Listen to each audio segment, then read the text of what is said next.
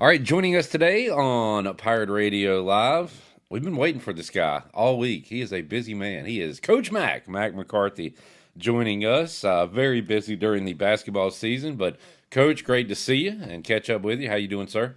I am good. It's good to see you guys. I miss being in the studio, but I'm still glad to hook up with you. Yes, sir. Real quick, catch us up. What all you've been up to this week? I know you've been in gyms, watching ball, calling ball games. So, where you been this week? Yeah, I started the week in Charlottesville with a women's basketball game, and then I moved to Blacksburg for a women's game on Tuesday, a men's game last night. Got another women's game Saturday, and then I'm off till next week. I had four games first week, four the second week, four this week, and then next week for Thanksgiving, I only have one, University of Virginia men on Black Friday. Wow, feast week. You get to hopefully feast and not I, call too many games. That's good. That's a good yeah, thing. we have all the great conversations about we have some games that are blowouts, so we have a chance to talk about our favorite Thanksgiving dessert or favorite side or whatever comes up. We have talked about a lot about Bojangles and ranking the biscuits. We've talked about sweet tea. We've had a few blowouts, so we've had an opportunity to opine on other things than basketball.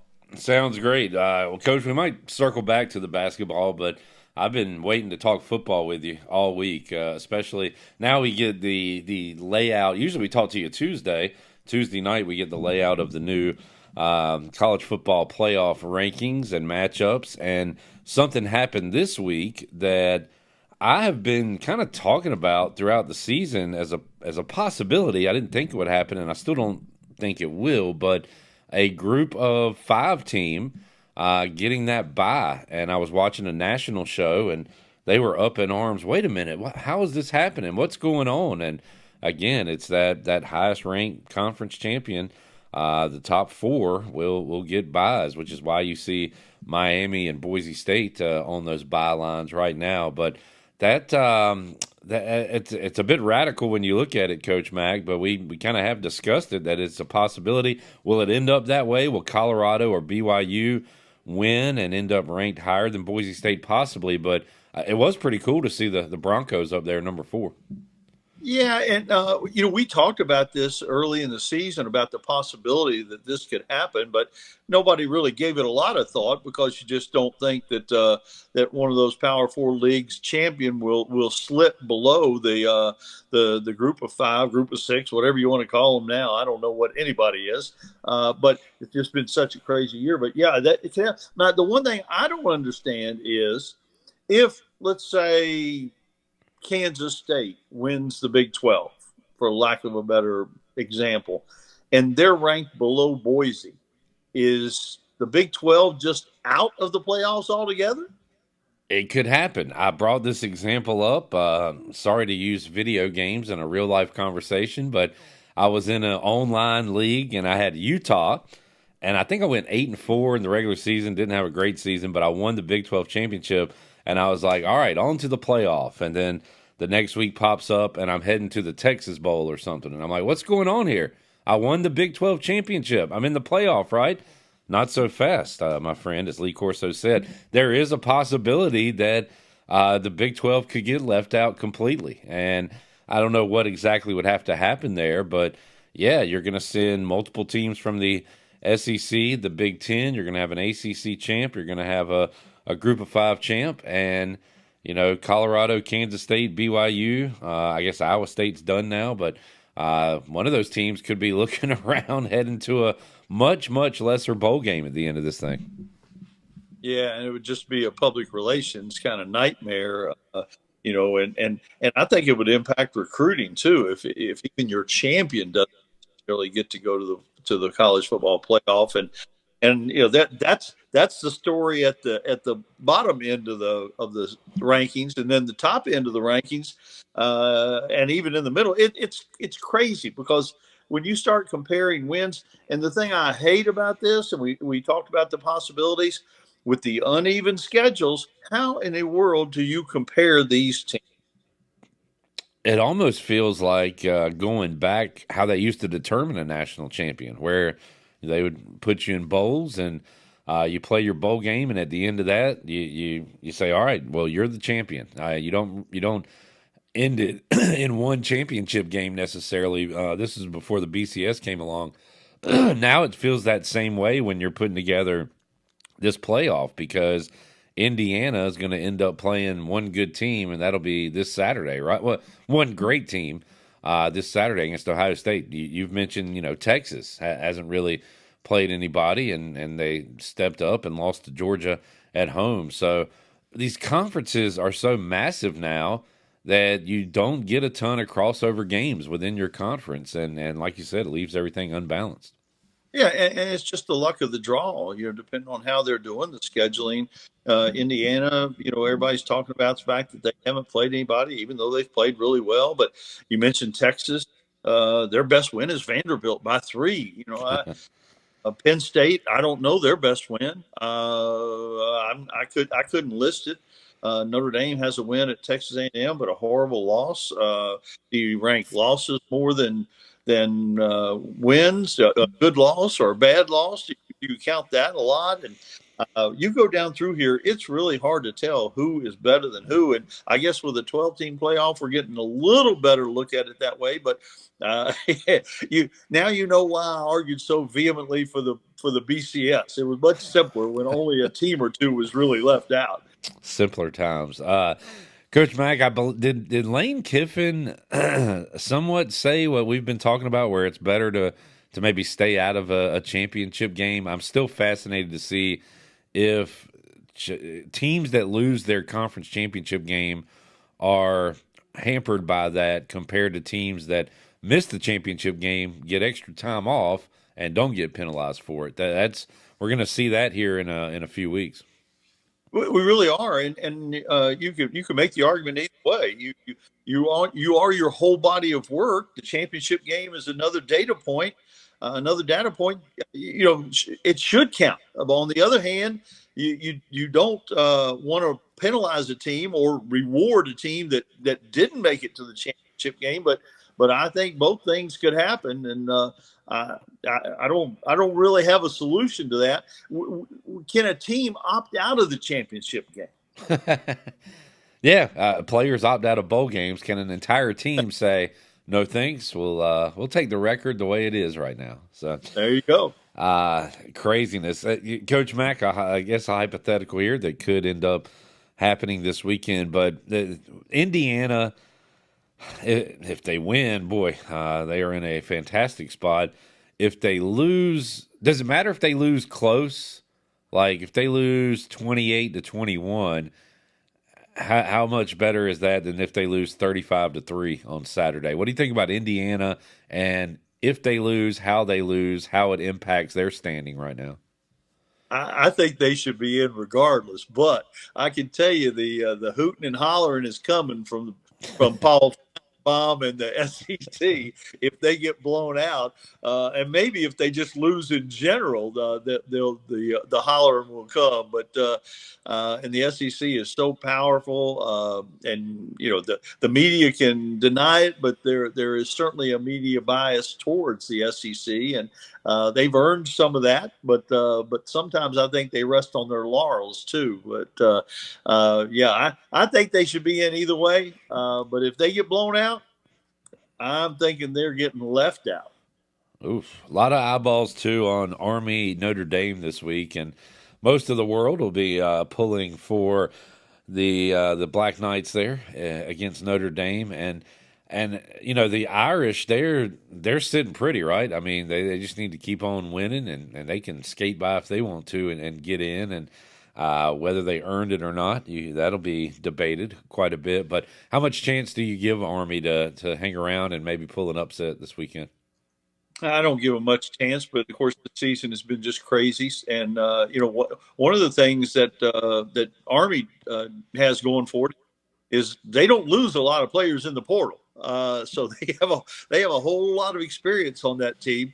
Whether it'll make a difference against a talented team like Notre Dame, I wouldn't think it would. But yeah, you go for the Notre Dame argument, and that of course they've still got a chance to lose at SC. That's a rivalry game.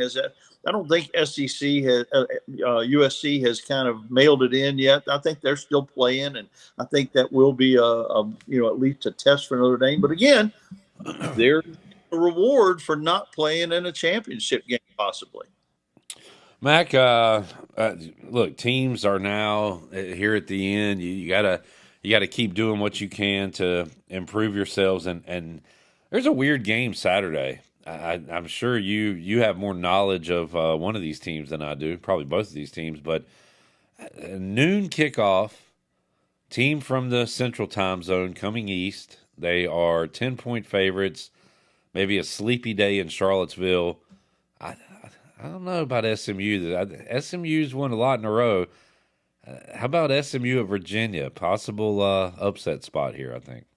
It is possible. Boston College really had a chance to win the game last week. SMU pulled away at the very end, got ahead, and then pulled away at the very end. But, gosh, Charlottesville is how Vanderbilt doesn't have much of a home field advantage?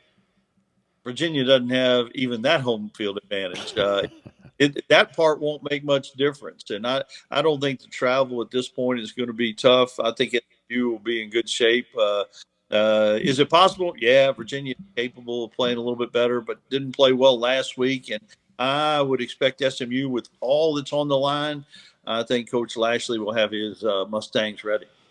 All right, well, everybody that plays Kansas here needs to be ready. And this week, that is Colorado. Colorado is a slight road favorite against Kansas, who is right now they're playing their role and they're playing it well. They're the spoiler. They're trying to do it again this week against the Buffs. So how about BYU? They still got a shot here, obviously. After losing their first game, they could add to their resume with a win at Arizona State, who is now ranked. We found this out like last week on the show. I saw it and I asked Jarrett and Chandler about, hey, how many wins does Arizona State have out of 9 games? And we heard 3 and 4. I was like, no, they're 7-2. How? I don't know, but they are. So a couple of interesting Big 12 games there. Yeah, and Arizona State was picked, at the bottom. I think really the bottom. Picked higher, and they've had a bad year. I did pick Kansas last week to pull the upset, and it wouldn't shock me again if they upset Colorado too. That Jalen Daniels, quarterback, healthy for for a whole season for a change, or most of the season for a change, and I think they're capable at home, and they do have a little bit of a home field advantage. But golly, Ned, I've been wrong about Colorado every single game probably. So bet on Colorado. Coach Mack, when we talked a month ago, I thought there was a chance, but I don't know how many people believe that East Carolina would be bowling this year. They are bowl eligible with 2 games left to go. How about the run Blake Harrell and the Pirates are on? They wasn't pretty in Tulsa, but road win last Thursday night. They got North Texas coming up this week. Yeah, I'm excited for the Pirate fans because they have been suffering. So good for them and good for Coach Harrell. But the reality is the Pirates still don't own a win over a team with a winning record, and both the teams that are left have winning records. So I don't know. Sound like my Washington Commanders. So we can beat bad teams, we can't beat good teams. So maybe the Pirates can get a win against North Texas this weekend. We shall see. The Pirates, when I saw the Navy uniforms, they using the skull and crossbones, those Navy uniforms really look good. You can do a lot with that skull and crossbones and make it look good. Yes, sir. By the way, Coach Mack, total in that East Carolina game, 73.5. It's a basketball line. 3.5 against North Texas. Against Texas State. North Texas, yeah. So take the over and enjoy some fireworks on Saturday. How about that? You would hope. All right, Mack, when Ellerby joined me on Monday, we were talking about the coach firings in college football. One of my favorite tidbits, every OWL school has fired their coach. I like. FAU, Temple, Rice, Kennesaw State, and Are at there that any? Are there any owls left? That's it, right? that's it. We've killed Okay. all the owls off. So it's like Dumb and Dumber. The Lloyd Christmas hits the owl with the what do you have, a cork? I think. Uh, anyway, um, but I think, is it still no power conference coach has been fired to this point? I'm sure that'll change, but is that the case right now? I think so. I think Yeah. so. So I don't know any. I don't know any thoughts on it. Biff, boy, can't believe that didn't work out, right? Biff out at Charlotte. Boy, everybody in the American just about has fired their coach. Going to be a lot of turnover in that conference this offseason. You got to give Charlotte a little credit. They took a shot. They did something different. It didn't work out. Are they any worse off for it? I don't know. Maybe they're 2 years further behind, but yeah, you could sort of feel that one coming from the day they made the hire, didn't you?